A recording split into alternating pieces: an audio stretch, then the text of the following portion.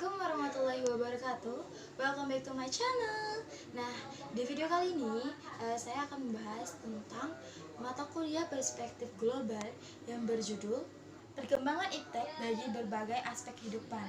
Apa aja sih aspek dari perkembangan iptek bagi kehidupan? Pertama, ada di bidang ekonomi. Yang kedua, itu ada di bidang budaya.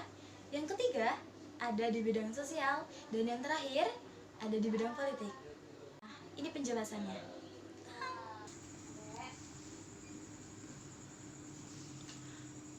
Baiklah, kali ini saya akan sedikit menjelaskan tentang perkembangan iptek bagi berbagai aspek kehidupan pada mata kuliah perspektif global.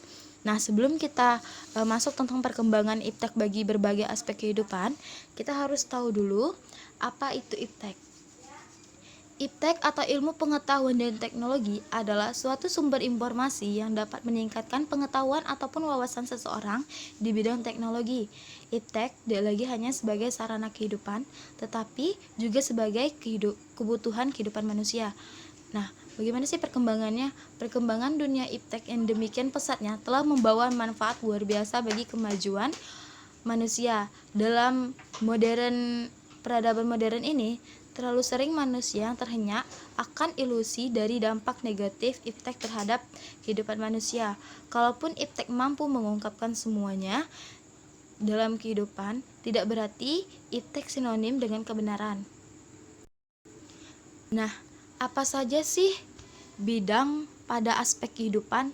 Di sini saya mencakup 4 bidang besar. Yang pertama itu bidang ekonomi.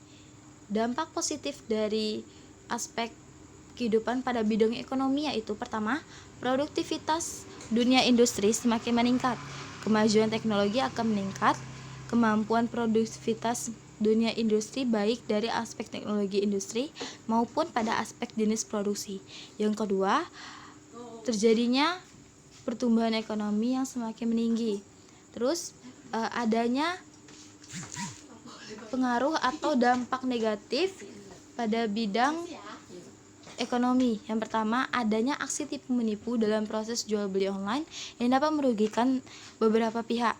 Nah, pada hal ini sudah sering terjadi saat kita menggunakan online shop ataupun jual beli dalam situs online.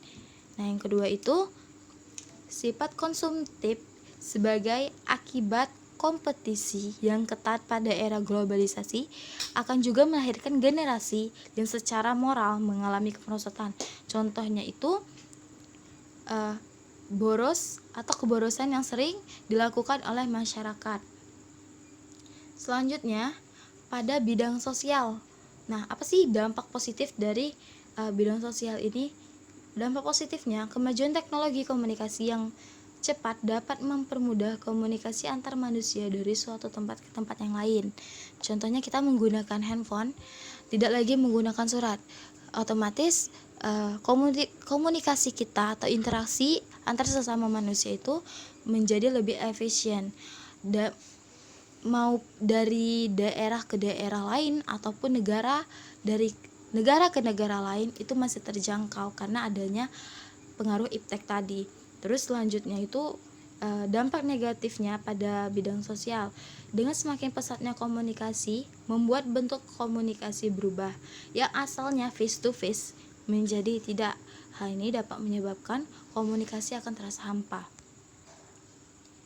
Kemudian pada bidang budaya, aspek kehidupan pada bidang budaya, dampak positifnya itu mempermudah seseorang di suatu negara mengetahui berbagai macam budaya yang ada di belahan bumi yang lain.